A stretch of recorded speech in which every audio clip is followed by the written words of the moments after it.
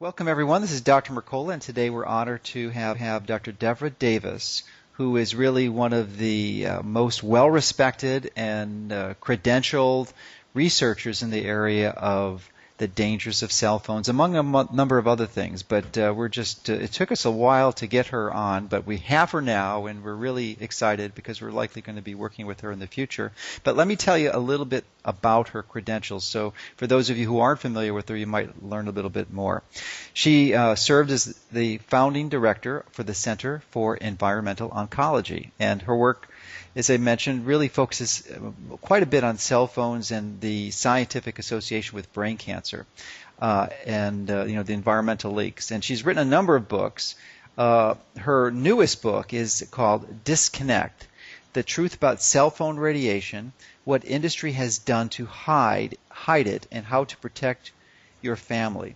It has been translated into 6 languages and is prompting major reassessment of governmental policies on this issue around the world. And she also wrote the Secret History of the War on Cancer. So she's been able to merge these two issues together with her unique perspective, and it's just, as I mentioned, a really great privilege to have you join us today and share your wisdom and insights so that we can be better informed on this very important issue. So thank you. Well, the honor is mine. I really appreciate all that you're doing to bring awareness to the world about ways people can stay healthy. Yes, it's a bit of a challenge, and obviously, as people, maybe not obviously, but I think they'll appreciate that seeking health is also one of your passions, and you are actively engaged in lifestyle changes to optimize that. So you have an interesting perspective, because there's many scientists and researchers can look at this from an academic perspective, but not apply the information personally. So this gives your information another level of validation. Well, thank you. Like you, I like to walk the talk. Yes, it's important.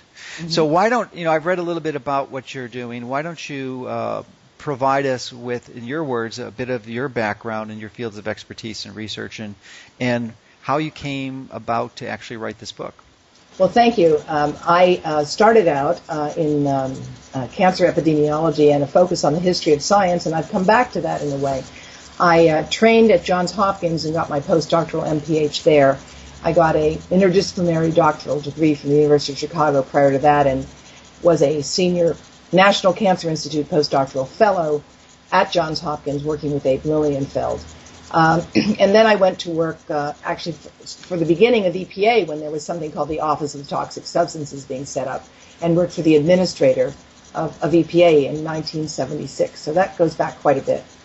I then went on to do a variety of things in the academic world, and went to work in the Clinton administration, where I held a presidential appointment during parts of that administration, and left that to do further academic research, and founded the Center for Environmental Oncology at the University of Pittsburgh in 2004.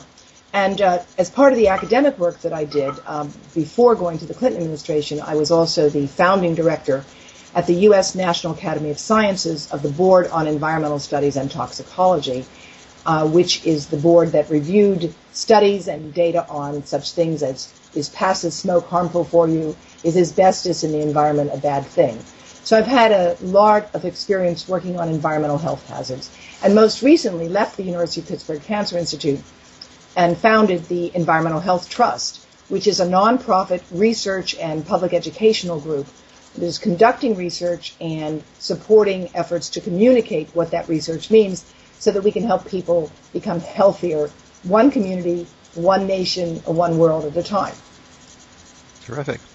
So you've got both books that you've had, but I think it probably is more appropriate to talk about your more recent book. So can you give us some insights as to how and why the book was written, and some challenges you might have encountered with the industry, which is a very powerful industry, and yes, I think far more powerful than most people watching this realize.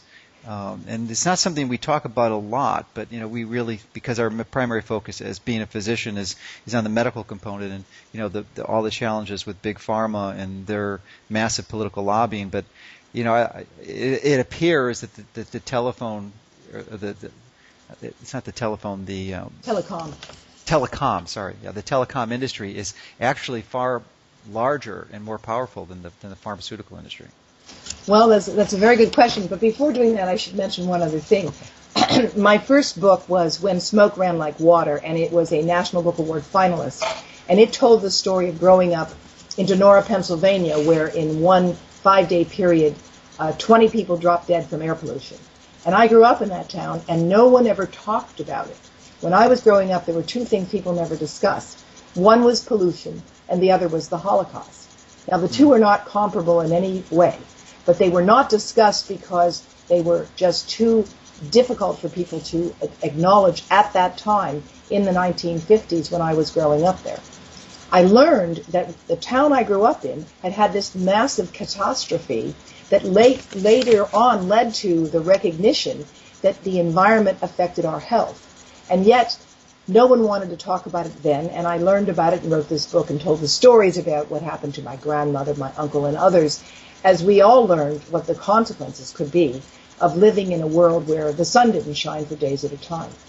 Now, this book, Disconnect, The Truth About Cellphone Radiation, really started with the birth of my first grandchild, who, of course, is a brilliant boy.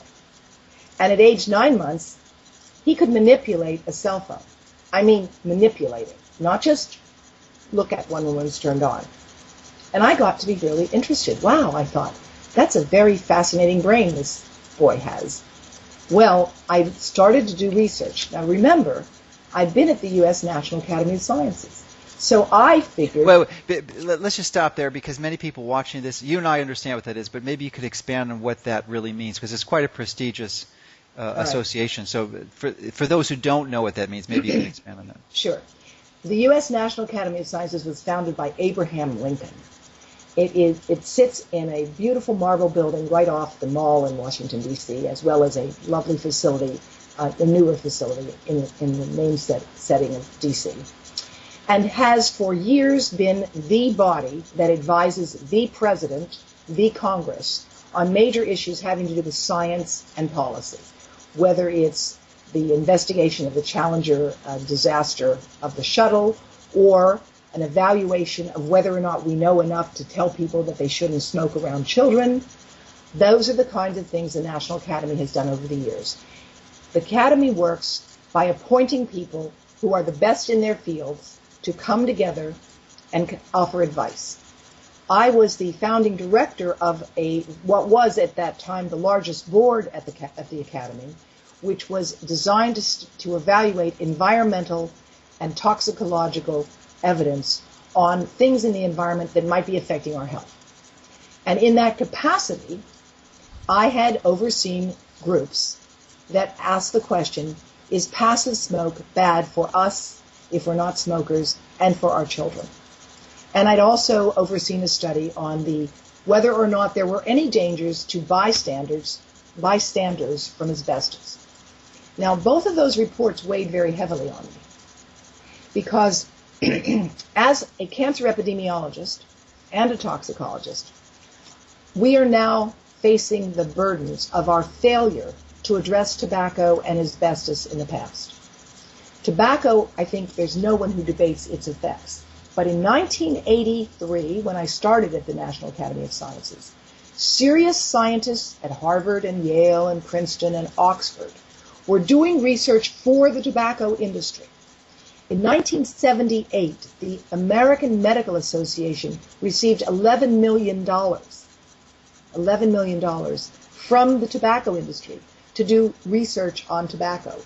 In 1970 and into the early 80s, the U.S. National Cancer Institute was doing research on designing a safer cigarette. And in 1964, the director of the U.S. National Cancer Institute was a 4-pack-a-day smoker. Right? And so when the Surgeon General's report came out saying that tobacco was a cause of cancer, most people in the government and many people in high-ranking positions smoked cigarettes. You may remember when a lot of surgeons smoked, and surgical conventions were full of smoke. Well, So, 80% of nurses were smokers too. right, and because it's a high-stress job. Nursing is a very high-stress job. And nicotine does reduce stress. It also kills you eventually, but it does, and it reduces stress, and it's highly addictive. So when I worked at the academy, we brought together groups to evaluate whether or not we had enough evidence to say X, Y, or Z.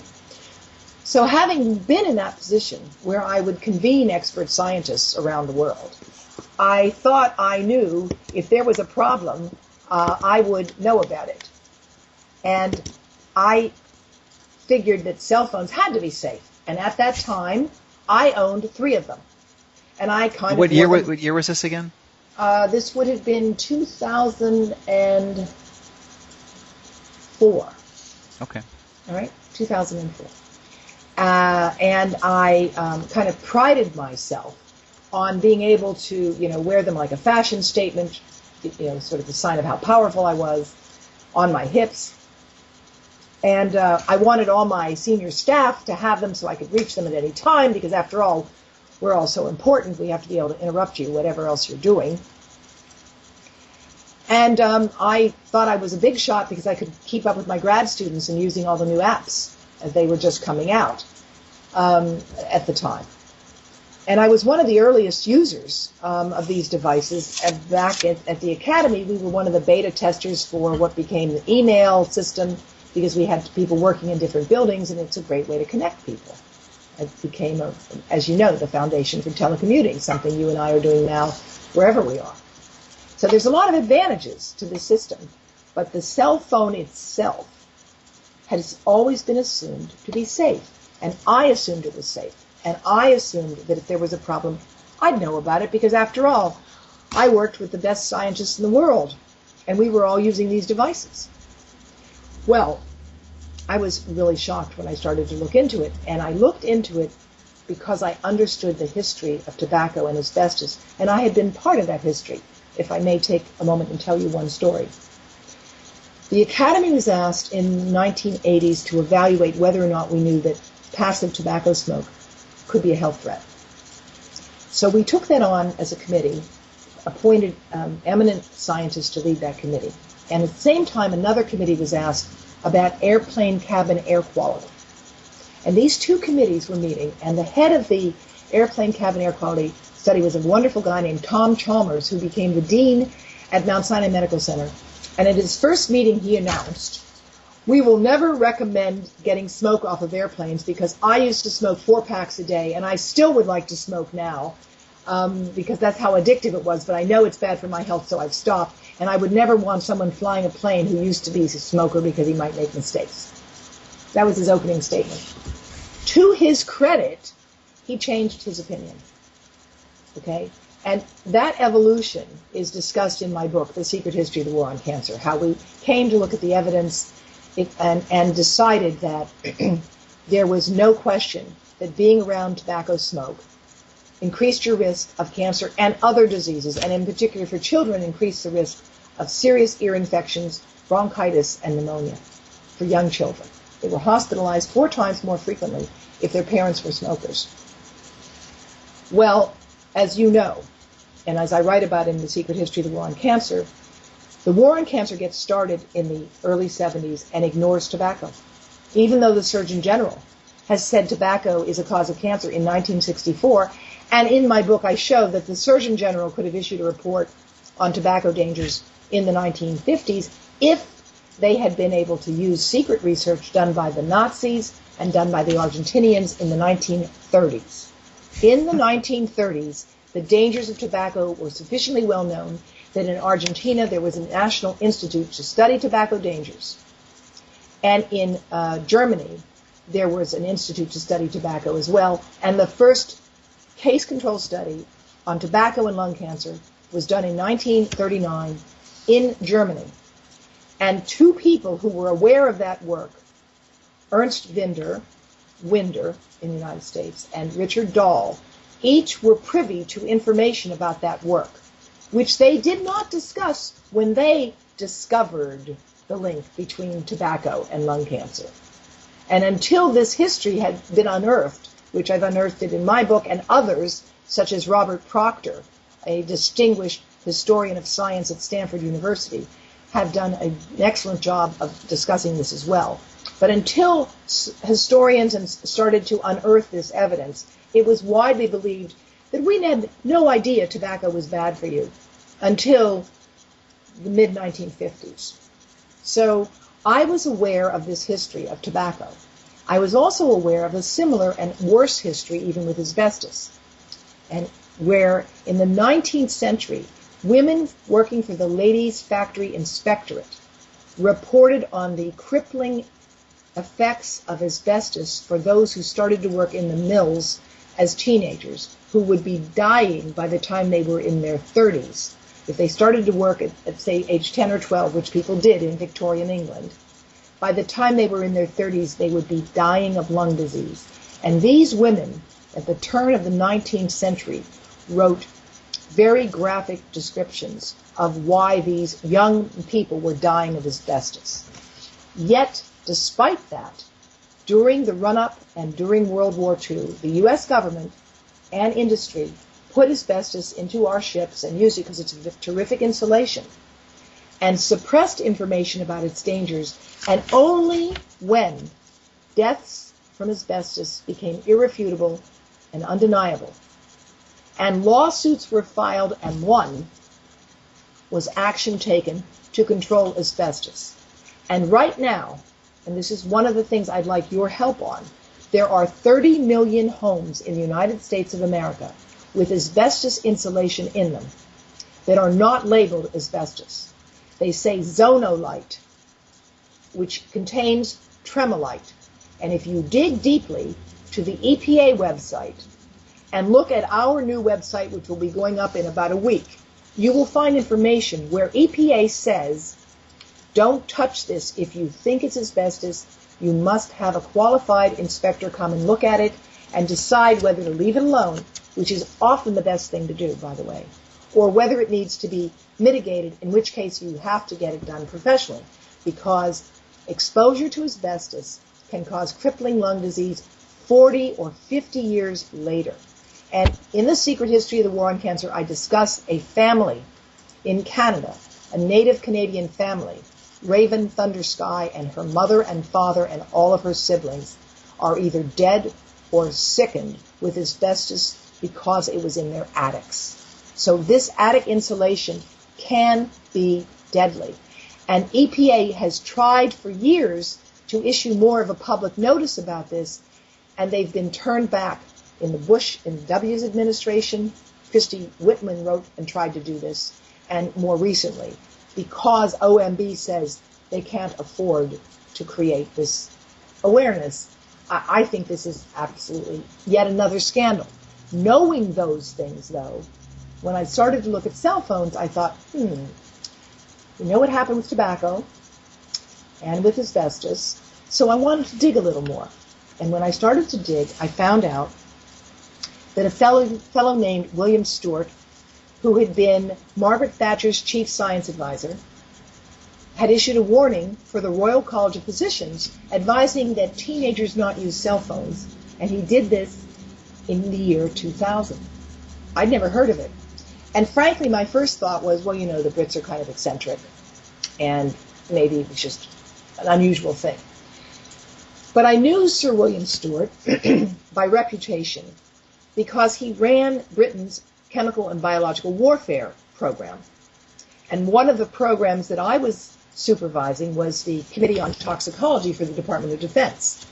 And chemical and biological warfare was and is a very serious issue for the world. And controlling those weapons and decontaminating them is a very important thing to be addressed. So, having seen what happened with asbestos and tobacco, where we only took action years after the hazard was first confirmed in experimental studies, we insisted on proof of human harm. We made human sickness and death the basis for taking regulatory action.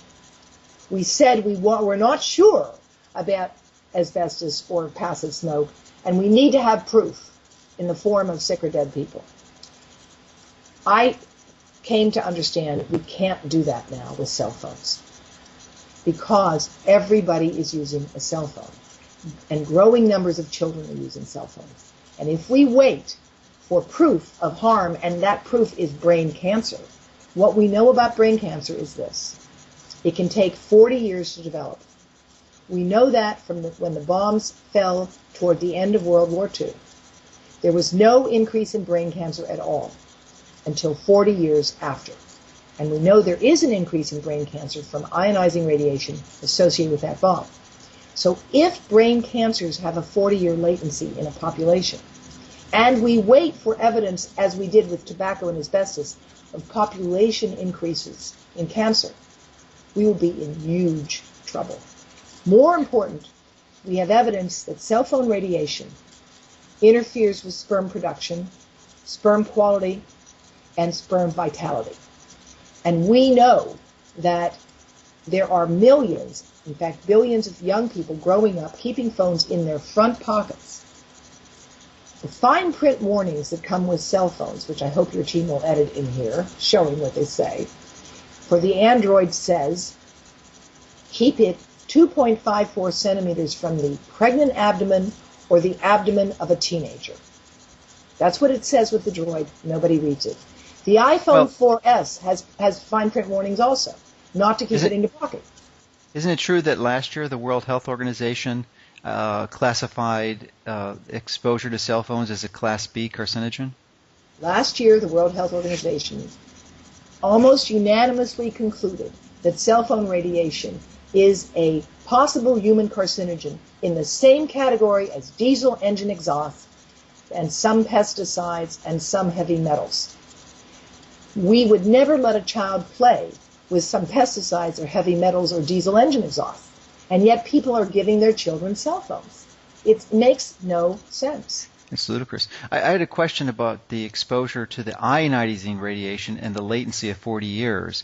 My understanding is that the primary danger from cell phones is not ionizing radiation, and that's actually the justification that much of the industry uses to defend it. But it's this non-ionizing radiation that interferes with brain function. So is it still this similar 30 or 40-year latency period before you see the brain cancers?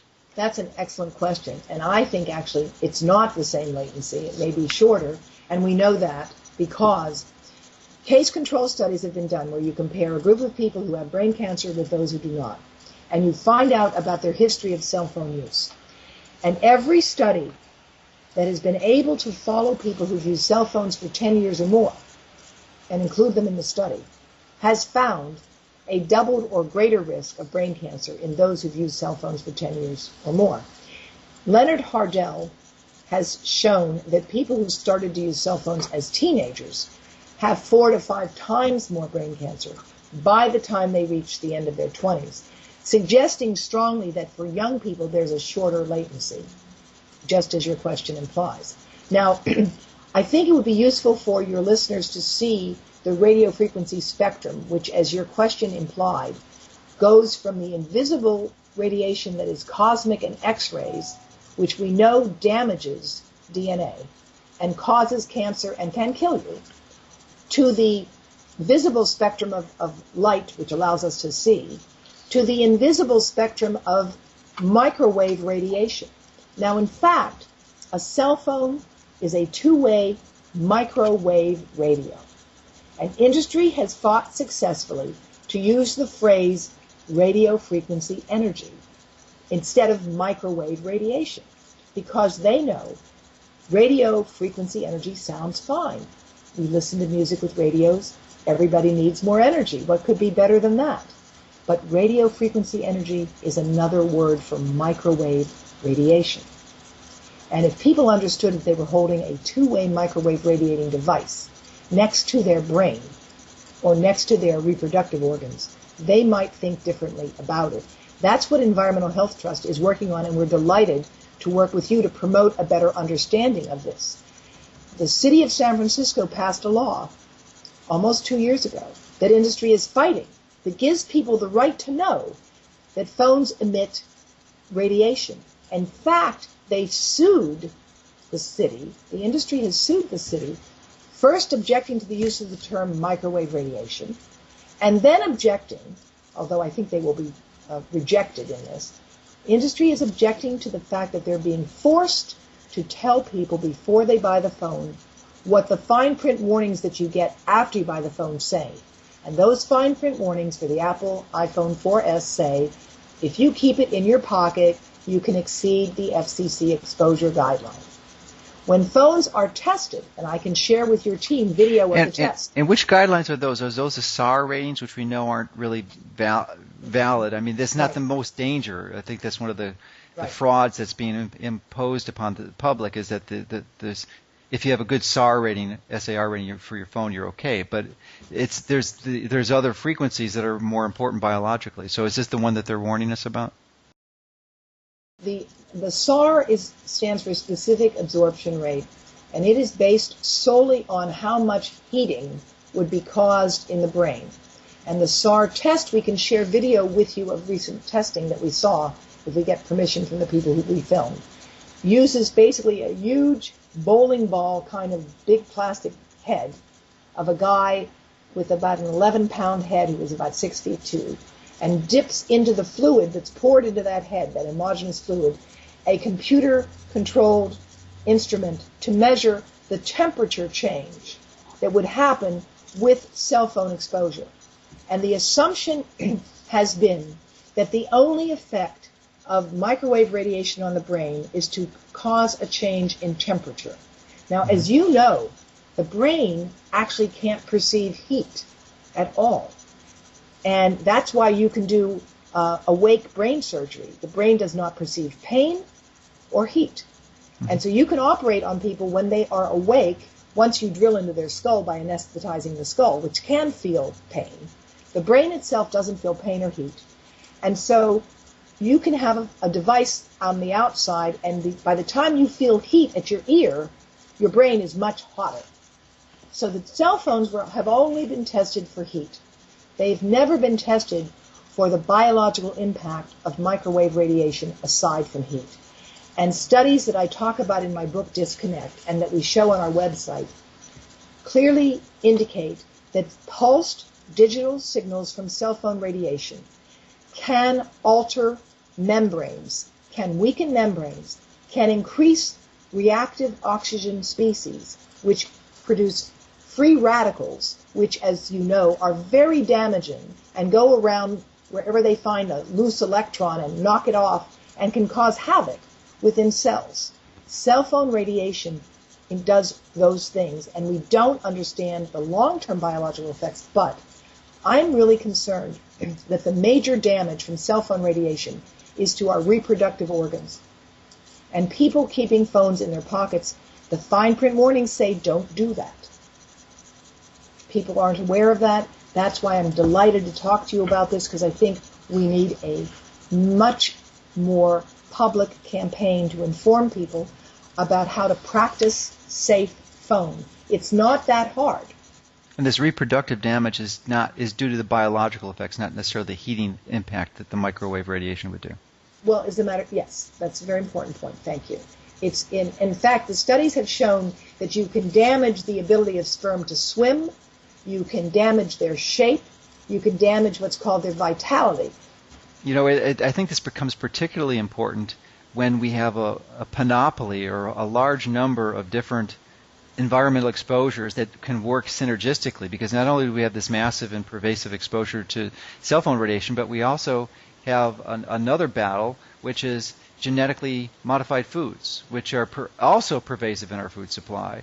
And also, preliminary animal studies seem to strongly suggest have a profound impact on fertility, not in the current generations, but in subsequent generations. So it seems to me that there's potential for massive synergistic destruction of our fertility. Well, you're right. I'm not familiar with the work on GMO, but I am familiar with one other effect of cell phones I want to share with you, which I think relates to a lot of the toxicology here. Cell phone radiation weakens membranes everywhere. It weakens the blood-brain barrier. I discuss in my book Disconnect the pioneering research of Alan Frey. Alan Frey from the Office of Naval Research in the 1960s did research with pulse digital signals from microwaves. And what he was able to do was show that that signal allowed blue dye that was yellow that he injected into the animals to get into the brain. Animals that were not exposed to this pulse digital signal, their brains stayed naturally pink, their normal color of the brain. The animals that were exposed to cell phone-like radiation, their brains were dyed fluorescent yellow. Then he concluded that this radiation was clearly weakening the blood-brain barrier. Now, the interesting thing is that when he did this study, there were no cell phones. He was just studying weak pulsed digital signals, because at that point the issue was, what is the effect of radar and what might be the effects of microwaves later on. This is an issue of some controversy. Does the frequency make a big difference here, of the pulsing? The frequency can make a huge difference, but here's the deal. The frequency of a microwave oven and the frequency of the cell phone are in the same order of magnitude, for sure. All right? Maybe 900 megahertz, 1800 megahertz, 2400 megahertz, also 2.4 gigahertz, 1.9 gigahertz. Cell phones are in the same ballpark, okay? The microwave oven works at 1,000 watts of power and can boil a cup of water in about a minute. A cell phone works at less than 1 watt of power on average. So it was assumed that because the power was weak, it had no biological effect at all, because it doesn't have the power to disrupt photons. It is non-ionizing. It is not ionizing like X-rays. It's non-ionizing. In fact, non-ionizing radiation can have biological effects, and frequency is important. And unfortunately, for cell phones, we seem to have picked the frequency that resonates most with the human body. That's not a good thing. We really ought to try to come up with either different frequencies that are going to be less biologically effective. This frequency that we're using now looks to be especially biologically effective. And that may be part of the problem. That may be why we are seeing these effects. But to go back to your story about synergies, this means you're holding a cell phone next to your brain, you're weakening the blood-brain barrier, and any toxic material that's in your blood, because you live in the modern world, is going to be more deeply absorbed into your brain and into the cells of your body, just because you have cell phone radiation next to you. That is why we want people to practice safe phone. Practice safe phone is very simple. It means distance is your friend. Keep the phone off your body. Use an air tube headset if you can find one, or any headset will do so long as it's not dripping down the front of your body and conducting it right back into you. Never keep a phone on in your pocket or on your body. If you go to the fine print warnings, it says if you have a pacemaker, keep the phone 6 inches away from your body, or 8 inches away, depending on the brand. Well, a pacemaker, as you know, is an electronic device that regulates the heart. But what is the heart? The heart is your pacemaker. And why would you want to expose your heart, as so many men do, by keeping their phone right here? Now, just getting back to the frequency issue again, I'm sure you're familiar with Dr. George Carlo. He proposed a mechanism which alluded to the fact that it wasn't this microwave transmission that was the big issue. It was this the modulating carrier wave, I believe, that that resonates at about a biological frequency somewhere between 60 and 150 cycles per second, or hertz.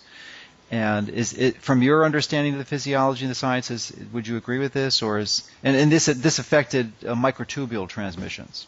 Well, this is it's an interesting hypothesis, and I think this gets back to the larger issue. We don't have any serious research underway on that question now. And so it's a fascinating idea, and there are other ideas. We don't know what makes cell phone radiation as damaging as it appears to be in experimental studies and some epidemiologic studies. We need to find out. I just came back from Finland. Researchers there are taking this issue very seriously, as they are in Italy. We need to do a better job, and that's why I'm hoping you'll be able to support the idea that Environmental Health Trust floated to the Senate in 2009, which is to put $1 a phone fee on every phone for 5 years to create independent funding for research that needs to be done, and monitoring and surveillance and training in medicine for electrical engineering, and training in electrical engineering for medicine. Because as you know very well, doctors know nothing about electrical engineering. There's no reason that they have to, unless they become specialists in radiology or in in sciences that use it. And that proposal seems like, at least superficially, seems to be a wise one, but pragmatically, one needs to be aware that there's very powerful lobbying groups that manipulate governmental influences and do it in a very highly leveraged way. I mean, they can make these donations of, six figure, sometimes 7-figure, even 8, that they to certain lobbyists or to certain politicians, and they can sway the way that these governmental policies are initiated. So, ultimately, it seems like anytime you involve the government, there's enormous potential for fraud, deceit, and manipulation. And I won't and especially with this industry, the telecom industry, which we didn't really discuss. I mean, I mentioned it, but you talked about something else, which there's suggestion that it's even stronger than the pharmaceutical industry. I won't dispute that. And in fact, it's a global multi-trillion-dollar industry. And I'll tell you something else. We talked about the WHO report.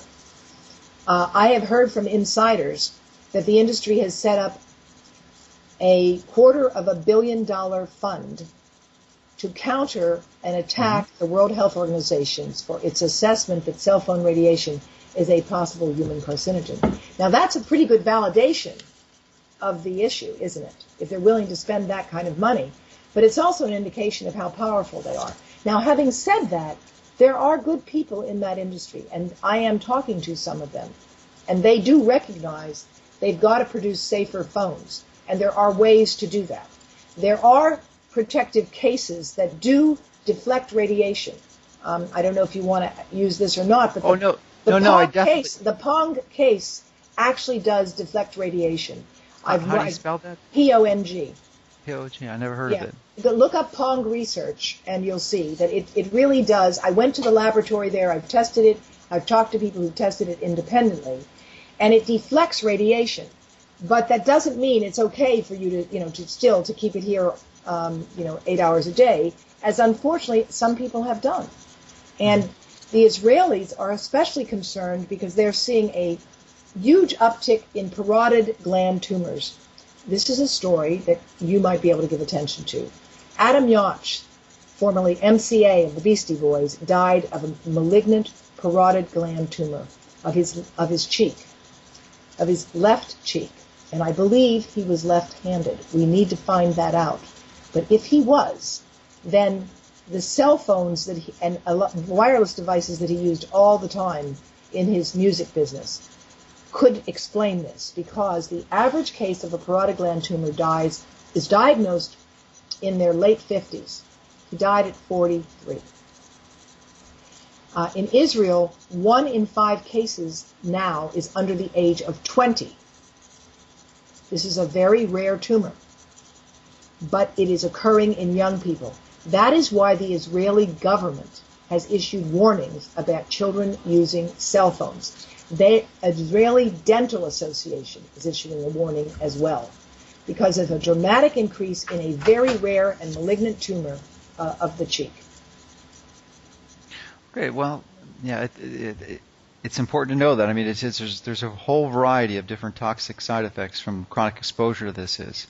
But I think we're all interested. It seems like it's practically almost close to impossible. Nothing's impossible, but this is close to it, to avoid exposure to the technology. Because even if you decide to opt out yourself and not own a cell phone, everyone around you does. I mean, literally, the vast majority of the planet is using these. So we need really a comprehensive approach, and it would seem that the most effective strategy would be to really utilize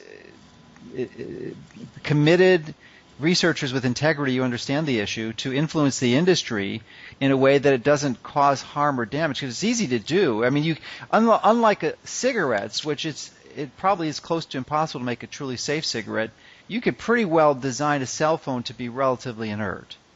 Right. And in fact, that's why I recently returned from meeting with people in Finland and a few other countries to discuss exactly that. I think where we are on this issue of cell phones is where we were with cars and seatbelts and airbags. Mm-hmm. I think we need the equivalent of the seatbelt or the airbag for the phone. Yes. My engineering friends tell me sense. that all environmental problems are just flaws of engineering design. And in some sense, that's true. We need to design upstream. We need to design more efficient devices. But there also are some things that we need to rethink. And one of them, I hope your listeners already know this, is that children and wireless is just not a good combination. And I was appalled at the number of people who download apps to their phones for babies. And we're talking about young children. Even 6 months, you can get a baby iPhone plastic rattle case. And if you want, I'll go show you one. I have one here. To give your infant in the crib an iPhone. Now, if you think that this is a good idea, and you're out of any other way to distract your child, then please disconnect it from the wireless and disconnect it from the internet. Do not ever give a child a phone that's connected to hold next to their body. And to translate that into easier layman speak, I think that's all as simple as just putting it in airplane mode, isn't it? Airplane mode will do it, yes. Yeah, because that disconnects the Bluetooth and wireless and everything. There's a center at Harvard, the Center for the Environment and Media, which, like the American Academy of Pediatrics, recommends that no children should be given these devices before age 2, and that they should only be used very, very in a limited way. And I've seen people with young children who are they're just completely hooked into it, and they're not making eye contact. And our children, we have them for such a short period of time. I mean, my daughter got married last year, and I can still remember when she was 3. And now she's not 3 anymore. She's in her 30s, and she's doing well with her wonderful husband. But I realized, childhood is such a short time, and these busy parents, and they're busy nannies, and they're busy babysitters, and you see them all hooked in, looking down like this, and not making eye contact. And that's how children learn who they are, and that's how they learn to have empathy and think about somebody else as important, not by relating to these devices. So there's a growing concern among neurodevelopment specialists about what the heavy use of these devices could mean for our children. They're great learning tools in limited ways, but in fact, there's a new problem emerging, particularly in young boys. They can't write. They can't write because they know how to type, but they don't know how to write. And there are lots of kids, 8, 9, 10 years old, who can't write, but they can type. And writing and fine motor coordination is important for all kinds of brain development, as you know. Mm-hmm. Good points. I'd like to go back to one of the other points you mentioned about asbestos. And since you're really an expert in this form of environmental toxicology, one of the pieces of information we recently encountered was the danger not only of asbestos, but perhaps something equivalent and even more pervasive would be fiberglass. And it's typically assumed to be inert and safe, but can you comment on the dangers of fiberglass versus asbestos? This is a story that didn't make it into the secret history of the war on cancer. Early in that administration, a group of people came in to lobby against listing fiberglass as a possible human carcinogen in the National Toxicology Program review. And the evidence then, and that was in 1993, was strong enough because we know this. Fiberglass fibers, not the fiberglass in your boat that's embedded, but fiberglass fibers in insulation, that pink fluffy stuff, can be asbestiform. And it's the shape of asbestos that's critical. Asbestos is long and thin or else curlicue. There are certain types of asbestos fiber. There's crucidolite, ampholyte, it doesn't matter. But the bottom line is the aspect ratio of the asbestos, the ratio of its diameter to its length, is what determines how deeply it can be inhaled into the lung, where it stays in the lung, and if it's tiny enough, it's like a nanoparticle, and it can get into the ovaries, into the bloodstream, and end up in the ovary, where it can cause ovarian cancer, end up in the lung, where it can cause lung cancer. Asbestiform fibers can be found in fiberglass. And because of that, although it's not as big a cancer risk as asbestos, it still is a cancer risk. And workers who work with it have an increased risk of lung cancer and other diseases, of other lung diseases. Well, that listing of fiberglass as a possible human carcinogen was effectively delayed for 3 or 4 years, maybe longer, because of the political lobbying that went on in the Clinton administration and had been going on for years earlier in the Republican administrations. So the lobbying efforts on behalf of these huge multi-billion-dollar chemicals and materials are phenomenal. It's really amazing. The relevant thing here, and which I want to use in the movie we're working on, is the last scene of Thank You for Smoking. The last scene of Thank You for Smoking features a number of guys who look a little awkward sitting at a table. The movie is about a guy whose job it is to promote tobacco smoking. So for social support, he meets once a week with his friends from the gun and alcohol industry. They call themselves the Mod Squad for Merchants of Death. At the end of the movie, there's a new recruit to the Mod Squad. And it's a bunch of guys in suits. And off-camera, a voice says, well, is it true? Do cell phones cause cancer? And they all start to speak at once. And they say, well, there's a study in Idaho. We don't know. We're not really sure. And the guy says, gentlemen, I want you to practice saying these words in front of the mirror. While we're concerned about the issue, at this point, there's no direct evidence linking cell phones and brain cancer. And that has been the industry response in 1993, in 1997, in 2002, in 2007, and I'm afraid it will be the response when the GAO finishes the investigation that they just started, that is supposed to have been completed now. There's no direct evidence. That means we don't have enough sick or dead people. And that's what happened with tobacco. We were talking about the connection between asbestos and fiberglass and their similarities, and sort of an extension to that question, so that people can have some practical information on how to implement this information or details, is that fiberglass comes in different forms. It comes in bats that you can roll and lay out and attach to the ceiling. Yeah. And it also comes as blown-in insulation. So I'm wondering if if the blown-in insulation might be more dangerous, and if you have that, it might be more urgent to remove that from your attic and replace it with something safer, such as a foam insulation, which is sprayed on and less toxic. Right. You're absolutely right. Fiberglass comes in many different forms. The safest form is the form that makes boats and other things because it's solid and basically doesn't break down. And the most dangerous is in the form that comes in the fluffy pink stuff that you can put into your behind your drywall, the sort of rock wool, the things that are that can break off. If it's friable, meaning it can break, that's the most problematic. It's really important that having any contact with fiberglass, people wear a mask and gloves and protective clothing, because and the mask can't just be like a routine surgical mask. There are masks that are actually graded and rated for handling fiberglass, because there have been studies that found the damage to rat lungs at exposure to these things. And again, studies showing where if you take the fiberglass and instill it into the lung, called intraperitoneal injection, you can actually cause cancerous growths.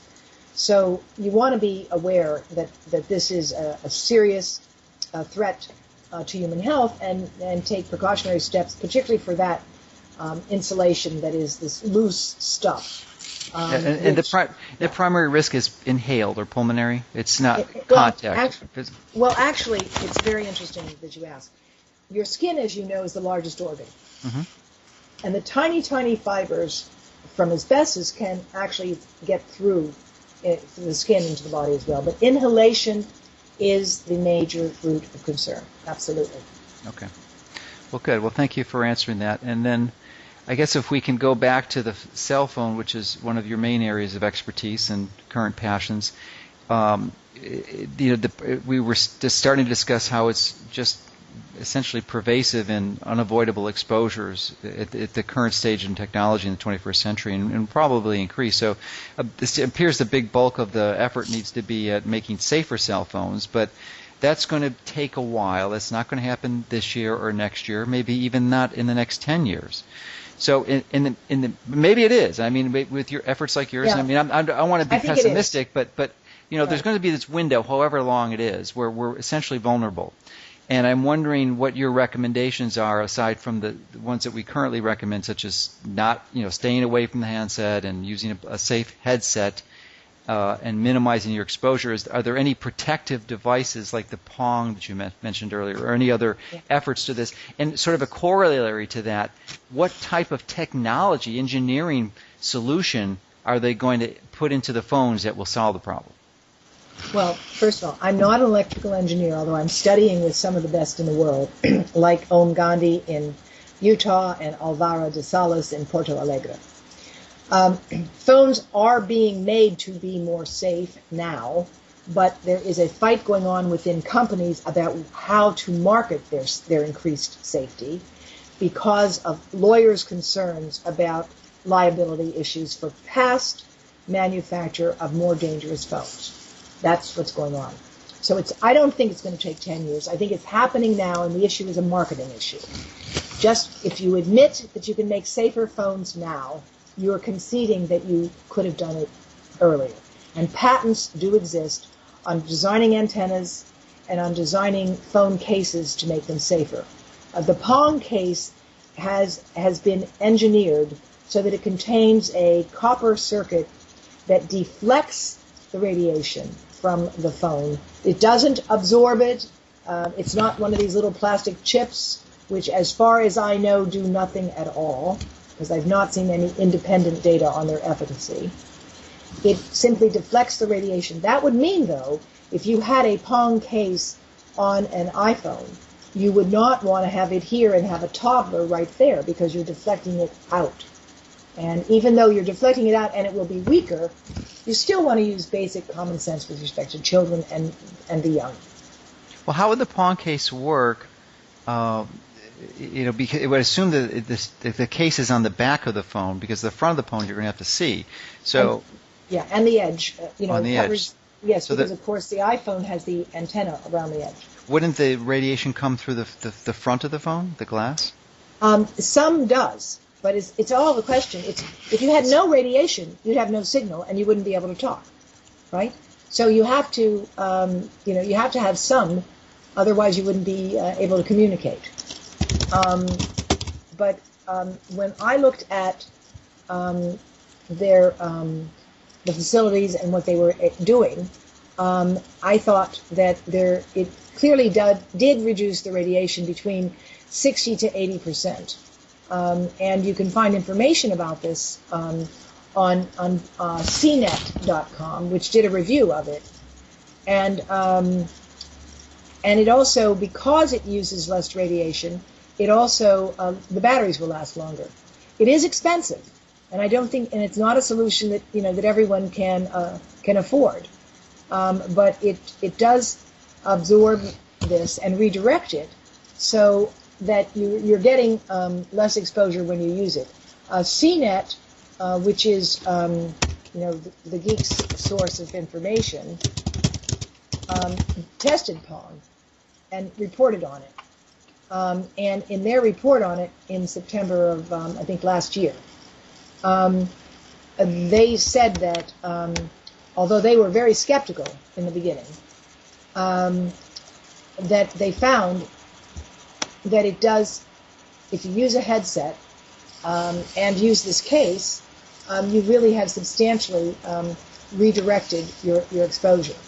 And they went to the labs, and there are images that you can see of the difference in the exposure, the immediate exposure, with and without the Pong case. And it's a fairly substantial and impressive thing. The case does not cut down on the amount of RF energy that comes from a phone, because that would mean it would be working more and draining itself.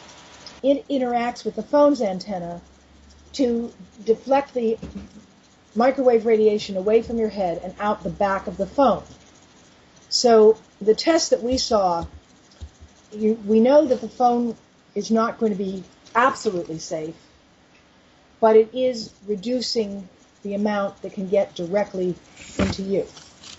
And we know from research done by Dr. Nora Volkow, the director of the National Institute of Mental Health, that even 50 minutes of holding a phone next to the brain significantly alters glucose metabolism.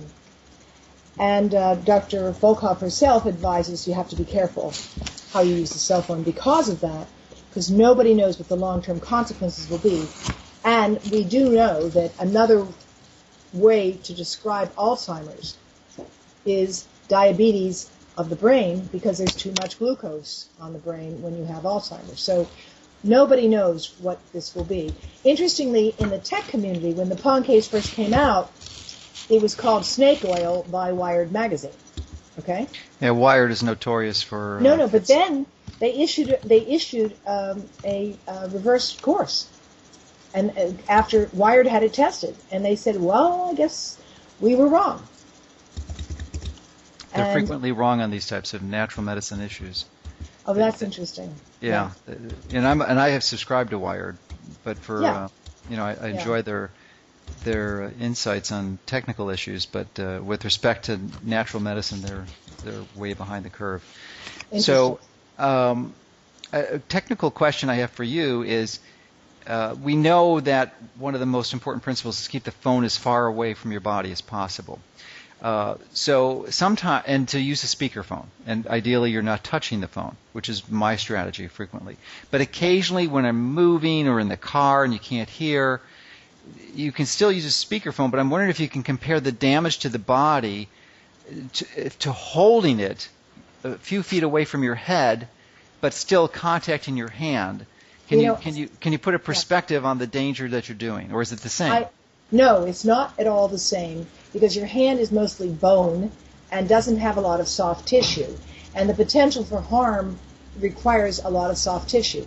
Where do you have soft tissue? The breast and the abdomen. So therefore, keeping a phone in your pocket of your chest or your pants is particularly bad. The brain is actually protected in part by the skull, because bone is more dense than brain, which contains fluid. The brain of a child, the head of a child, is particularly vulnerable because their skulls are thinner and their brains contain more fluid. And it's the fluid and fat which can absorb more microwave radiation. Your hand does not have a lot of fluid and fat in it, and it is not the same exposing your hand. Now, Steve Sinatra and I have had a little discussion going about how important is it. Yes, ideally you don't even hold it in your hand. But frankly, I do hold the phone in my hand and talk on it, trying to use a speakerphone or a headset. And I try to make more use, as we are today, of Skype. Yeah, Skype is a very useful tool, and they actually have different versions of Skype now where you can conference multiple people in. So, yeah. When it works, it's great. Yeah. It's improved quite dramatically in the last few years. It's pretty consistently easy now to get it to work. Mm-hmm. So are there any other strategies or comments you'd like to make on this really important topic? Because it is really crucial for all of us to understand, and even more so for the children in our life, whether they're our own or relatives or people we're responsible for. Well, with your help, what we'd like to do now is reach out to more schools. I want to tell you about a program we have in Jackson Hole, Wyoming. Mm-hmm. The mayor, the town council, the school superintendent. Is that where you're based out of? That is where I'm based out of and Washington, D.C. Okay. And Jackson Hole Community Foundation has been very supportive of what we're doing, and we probably should give them a shout-out at some point, because they really have made a huge difference. The community of Jackson Hole, which is pretty conservative, understands the need to practice safe phone, and as a matter of community policy, the town council issued a proclamation on cell phone safety. The local pediatricians have issued a report, and they are handing out cards to people, telling them if you come to their office how to practice safe phone.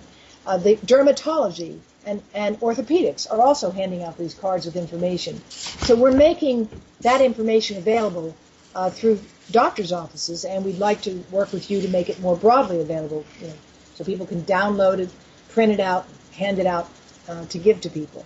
And that's a 2-page brochure you sent? Yes. Okay, we'll definitely have a link to that in this article. And we want to revise one on the breast cancer story, because that story is really important, because we are seeing very young women with breast tumors in the center of their chest, where, as you know, the breast tumor usually occurs one tumor in the upper outer quadrant, and we're seeing it in the inner quadrant, right outlining where people have kept phones. It's quite unusual, and we're presenting this as a Sentinel case series report to breast cancer conferences now, because we think it's of concern, and I'm working with some surgeons who are going to start asking questions of their young patients to see if they have these tumors occurring in their population. I think we are, all of us, a work in progress when it comes to this issue. Mm-hmm. You and I love technology. We use it a lot. It's allowed you to grow to this phenomenally important site that people go to for lots of information. And it's allowed us to reach people we wouldn't otherwise reach. So the technology is not going to go away. But we do have to make it safer. And that's why our motto is practice safe phone. We need to start to ask questions. Nobody should be sleeping with their phone. If you have to use it as an alarm clock, put it on airplane mode so that it's not sending or receiving microwave radiation. And put it on the floor. Don't have it next to your head. Never put a phone under a baby's head. These apps that you... Yeah. Let me just extend that, too, because it's not just the phones. I mean, it's also your tablet computers or your iPads. Because, the same caution exists to put it... Absolutely, and it's okay to use it. I use mine frequently before I go to bed, but you have to turn it into airplane mode before you go to sleep. Yeah. Now, by the way, the iPad is engineered with a proximity sensor. They don't brag about it, though. It has a proximity sensor so that when it's on the body, it shuts down the amount of radiation that it can send or receive, which, of course, means it's going to drain the battery.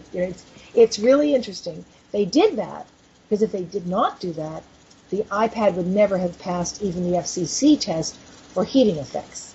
Interesting. I want to thank you and your listeners, because it's very important for people to understand that they have the right to know how to keep themselves healthy and how to stay healthy.